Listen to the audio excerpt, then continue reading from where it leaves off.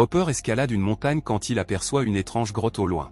Curieux, il s'en approche et découvre un homme immobile, tenant une lampe à pétrole. L'homme ne bouge pas d'un millimètre, et même lorsqu'Hopper le salue, il ne répond pas. Intrigué, Hopper entre dans la grotte pour comprendre ce qui se passe. Mais il ignore qu'un phénomène étrange déforme l'air juste devant lui. Il sent comme une force invisible qui l'empêche d'avancer. Pourtant, il ne recule pas. Il fait un pas de plus et continue. En s'approchant, Hopper réalise que l'homme ne reste pas figé. Il avance, mais à une vitesse incroyablement lente. Et plus Hopper avance, plus l'homme semble accélérer. Ce phénomène inexpliqué glace Hopper d'effroi. Soudain, alors qu'il tente de comprendre, il se retourne et remarque la lumière à l'entrée de la grotte clignoter. Un cri de détresse retentit à l'intérieur.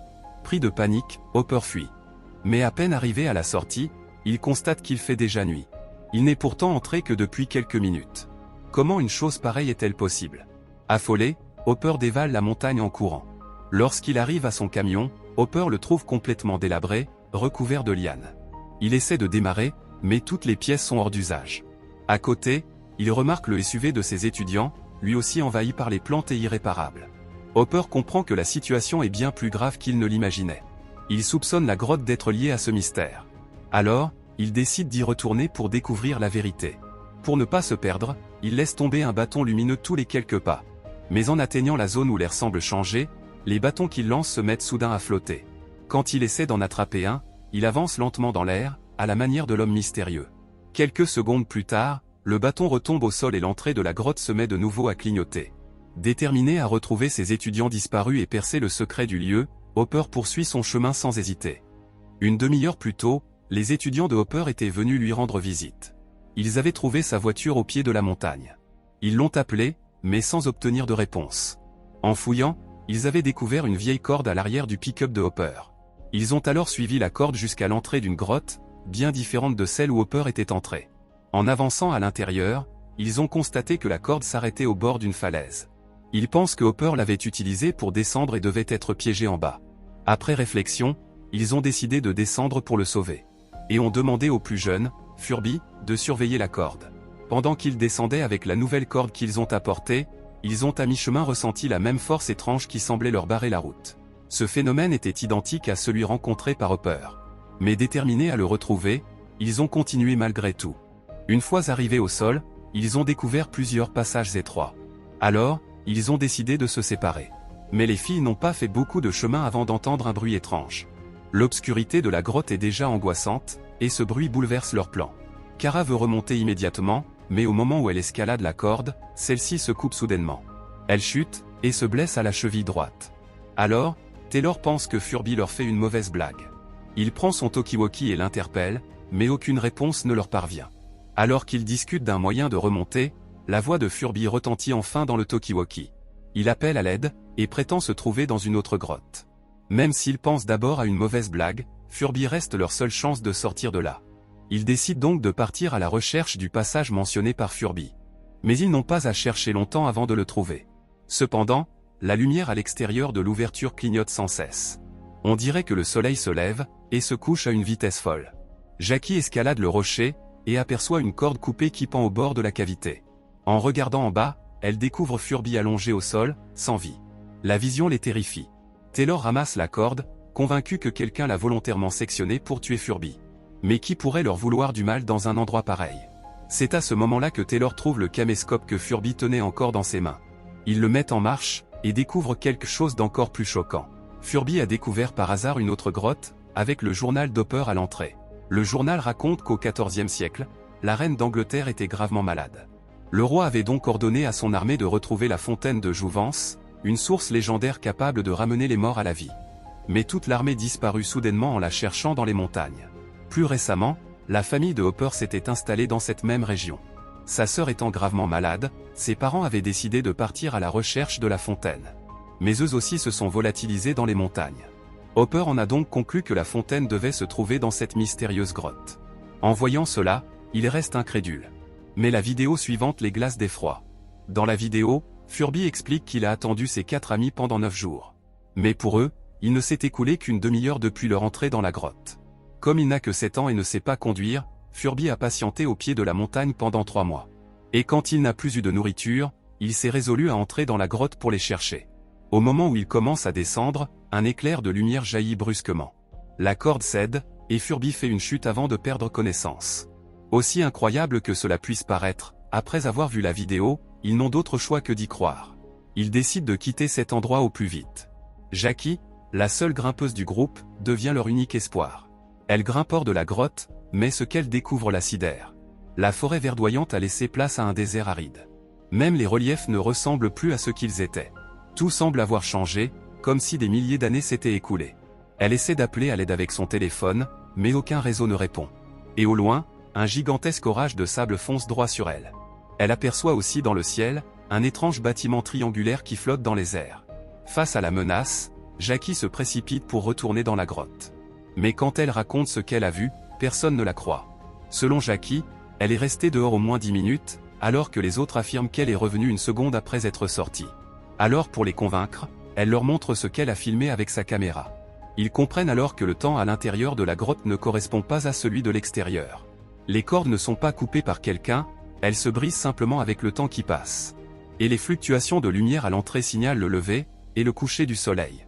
Terrifiés, ils réalisent que chaque instant passé dans la grotte s'écoule des millénaires à l'extérieur.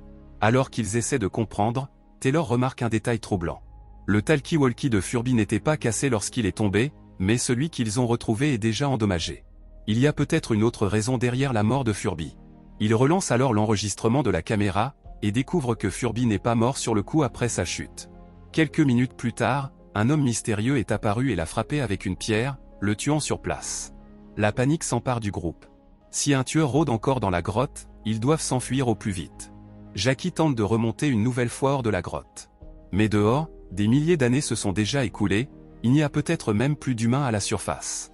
Alors qu'elle hésite, une barre métallique lumineuse tombe brusquement du ciel et se plante dans le sol. Sous leurs yeux, elle se transforme en une échelle. Ils restent figés, abasourdis. Jackie hésite à bouger, alors Taylor lui crie de grimper sur l'échelle. Mais avant qu'elle n'atteigne la sortie, une silhouette surgit au-dessus d'elle. Sans autre choix, Jackie redescend précipitamment au fond de la grotte. La silhouette descend au sol. C'est un géant masqué de 6 mètres de haut, au corps bardé de technologie. Il reste figé, terrifié par cet être qui n'a rien d'humain. Alors qu'il s'apprête à s'approcher, un sauvage surgit derrière lui et l'attaque. Mais face à sa puissance physique et à sa technologie, le sauvage est vite neutralisé. Le géant lui plaque un anneau lumineux au cou, l'immobilisant au sol. Puis, il se tourne vers Taylor, prêt à avancer. Pris de panique, il s'enfuit à toute vitesse dans la grotte. En fuyant, il débouche sur une salle éclairée de torches. Il découvre 2 corps au sol encore tièdes, morts depuis quelques minutes à peine. Kara reconnaît aussitôt le couple grâce à une vieille photo, ce sont les parents de Hopper. Alors qu'ils essaient de comprendre, des sauvages mal peignés apparaissent à l'entrée de la salle. Taylor comprend aussitôt que ce sont eux qui ont tué les parents de Hopper. Pour protéger les autres, Taylor leur ordonne de fuir. Ils restent en arrière pour retenir les sauvages, mais ils sont trop nombreux. En quelques instants, Taylor est violemment frappé, s'écroule et succombe sous les coups répétés. En entendant les cris, Jackie prend le risque de revenir dans la salle et s'approche du corps sans vie de Taylor, le cœur brisé. C'est alors que le géant masqué entre, mais contre toute attente, il ne l'attaque pas. Il se dirige simplement vers un petit bassin d'eau au centre de la salle, y puise un peu d'eau et s'apprête à repartir. Mais en entendant les pleurs de Jackie, il se retourne, attrape Taylor et le plonge dans le bassin. Jackie, dévasté, tente de l'en empêcher, mais le géant lui fait signe de se calmer. À cet instant, les sauvages réapparaissent. Il utilise sa torche pour les forcer à sortir du bassin. Le géant masqué en sort à son tour, prêt à affronter les sauvages. Alors que le combat est sur le point de commencer, Taylor étant immergé dans le bassin, revient soudainement à la vie. Ce bassin est peut-être la fontaine de jouvence que la famille Hopper a cherchée pendant des générations. À cet instant, le casque du géant a été retiré par les sauvages. Alors, Jackie ramasse son arme et la lui tend. Et avec son aide, il les neutralise rapidement avant de s'effondrer au sol, à bout de souffle. Taylor comprend qu'il a besoin de son casque pour respirer. Mais celui-ci a été endommagé, et il lui reste peu de temps à vivre. Avant de mourir, le géant active un projecteur holographique. Il découvre 500 ans après leur disparition, la pollution a réduit dangereusement le taux d'oxygène sur Terre. Pour survivre, l'humanité a construit un vaisseau triangulaire capable d'atteindre Mars à la vitesse de la lumière. 800 millions d'années ont passé depuis le début de cette migration.